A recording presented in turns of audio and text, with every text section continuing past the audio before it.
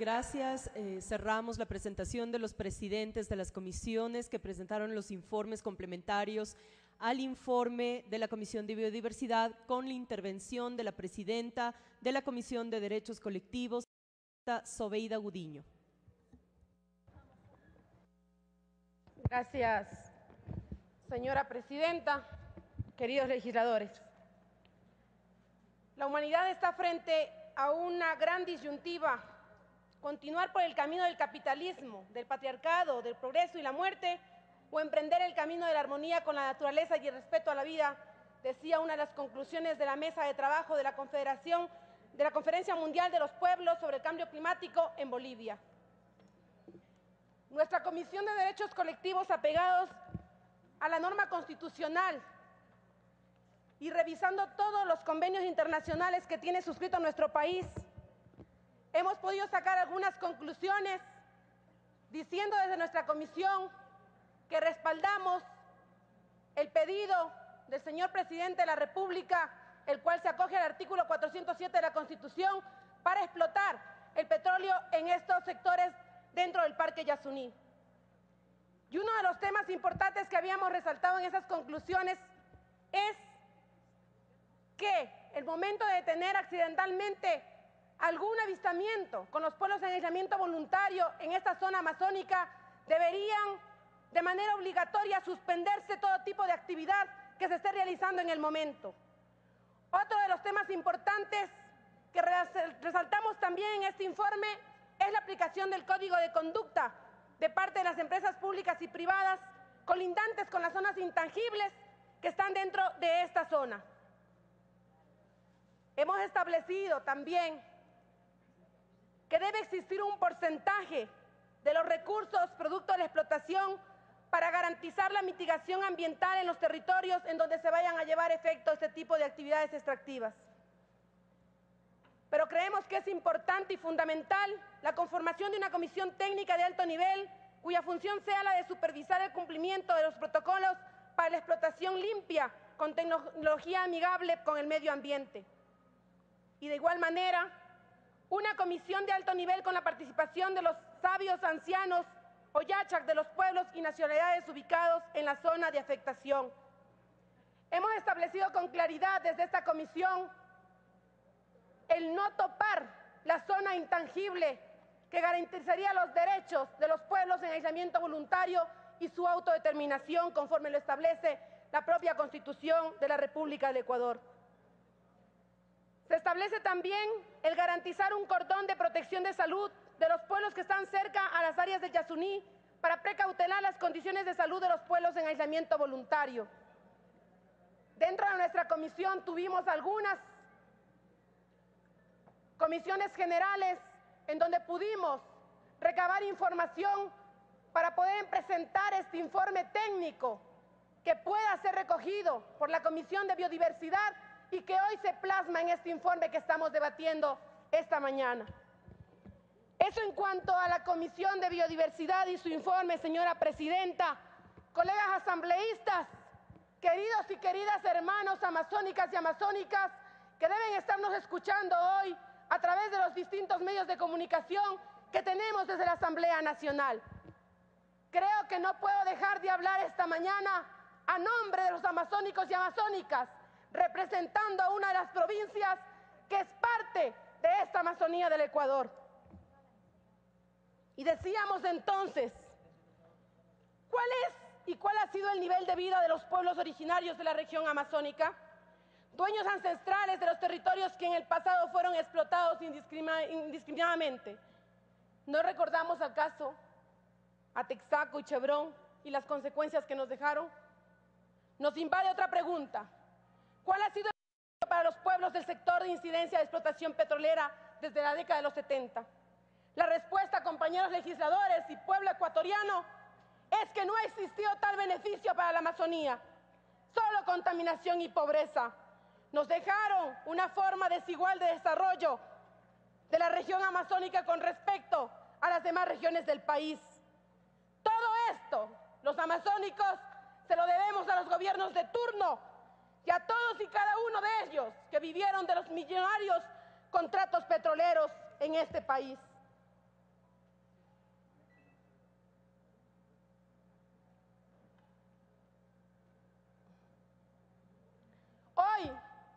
La realidad es diferente. Los recursos que provienen del petróleo se los invierte en el desarrollo social, en salud, educación.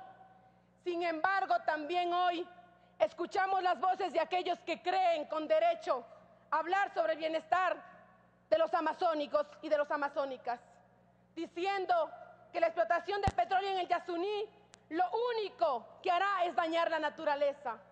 Decirles a ellos, ilusos e irresponsables, sabiendo que lo único que están buscando hoy es una plataforma política detrás de un ambientalismo absurdo. Se ponen en contra del desarrollo de la región amazónica sin darse cuenta las condiciones de vida y de desarrollo de los pueblos amazónicos. Quienes tenemos derecho a hablar somos aquellos que todavía no tenemos agua potable, salubridad, no los señoritos desde las grandes provincias o desde los grandes edificios diciendo cómo debemos vivir en la Amazonía. Póngame la primera presentación, querida compañera.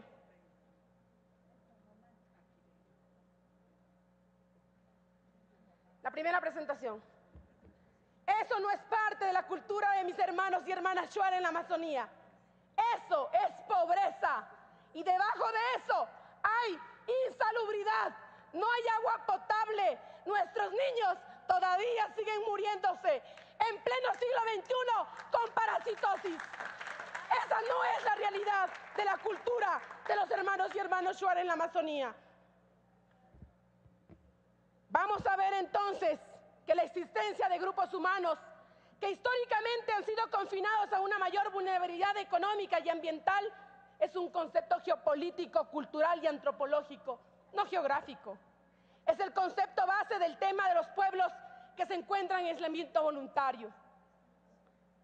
Ahí vamos a ver la pobreza por necesidades básicas insatisfechas de las provincias de la Amazonía. Y vemos cómo desde 1990 hasta el 2010 van bajando la pobreza en la Amazonía. Y tenemos en Zamora Chinchipe 73,84%, en Sucumbíos el 87,5%, en Pastaza 69,68%. Y vemos que en todas las provincias de la Amazonía ha bajado la pobreza porque hay un gobierno consciente, consecuente de acabar con esa inequidad en la que en el pasado nos dejaron a nosotros, los amazónicos, los gobiernos de turno. ¿Cuáles son los recursos de inversión pública en la Amazonía? Miren ustedes, en el 2012, 1.406 millones de dólares ha invertido este gobierno en la Amazonía de manera directa en proyectos emblemáticos y también entregando recursos a los gobiernos autónomos descentralizados. Esa es la realidad hoy de mi Amazonía, no la de ayer. ¿Cuánto se ha entregado de recursos en las provincias amazónicas para aquellos que dicen que no hemos entregado recursos desde este gobierno de la Revolución Ciudadana? Pongamos la diapositiva. 2007, 83 millones de dólares. Vamos a ver en el 2012 que hemos entregado alrededor de 290 millones de dólares. Y en el 2013, a la mitad del presupuesto, 192 millones de dólares. Por eso, señoras y señores, asambleístas, es que ha bajado la pobreza en la Amazonía, porque ha habido la inyección del gobierno central de entregar recursos para poder apalear esa pobreza y inequidad existentes aún en la Amazonía ecuatoriana. Ahí están los accesos de nuestra población amazónica. El 8% de la población de las 6 provincias de la Amazonía nada más tiene acceso al internet. Al agua potable el 59%. Eso es lo que queremos cambiar en este momento cuando estamos debatiendo qué va a suceder con los recursos provenientes de la explotación del petróleo en el Yasuní. Es esa la realidad que tenemos que cambiar y ese es el llamado que yo hago como amazónica a la reflexión de aquellos grupos que siguen pensando en que solamente se construye el Ecuador con 3 o 4 provincias de nuestro país. La asistencia a los sistemas de educación Ahí está la realidad Me queda un minuto, de asambleísta. nuestra niñez, de nuestra juventud en la Amazonía. Los porcentajes de jóvenes que pueden acceder a la educación superior. Qué alarmantes esas cifras. En los gobiernos anteriores, solo el 4.8% de nuestros jóvenes amazónicos podían acceder a educación superior. Estamos hablando que ha subido hoy al 12,6%, pero eso sigue siendo aún ineficiente o sigue todavía siendo bajo para quienes reclamamos que en la Amazonía, hoy por hoy, y gracias a este gobierno que ha tenido decisión política de tener una universidad de calidad como la ICIAN. Queridos compañeros y compañeras, la Constitución nos otorga derechos a los ciudadanos y ciudadanas, pero también el Estado está obligado a priorizar el pago de la deuda social por encima de cualquier otra obligación. Esta deuda implica justamente cobijar de educación de excelencia, sistemas de calidad, de obras de infraestructura. Necesitamos cambiar y es urgente llegar a ese cambio de modelo de producción en nuestro país. Necesitamos que desde la Amazonía haya un laboratorio para estudiar quiénes somos, qué hay y cómo nos desarrollamos. No que nos sigan diciendo los niños desde los edificios cómo tenemos que desarrollarnos en la Amazonía. Es posible, queridos compañeros y compañeras, queridos ecuatorianos y ecuatorianas, desarrollar la producción de petróleo en el Yasuní.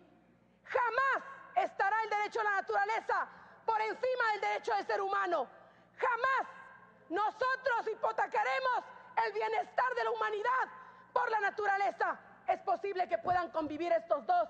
Y finalizo, señora presidenta, diciéndoles, los amazónicos reclamamos con fuerza y vehemencia, diciéndole a este país que necesitamos, hoy más que nunca, que se pague esa deuda social para con las mujeres y los amazónicos que seguimos queriendo tener condiciones de vida digna y salir de la pobreza y la miseria.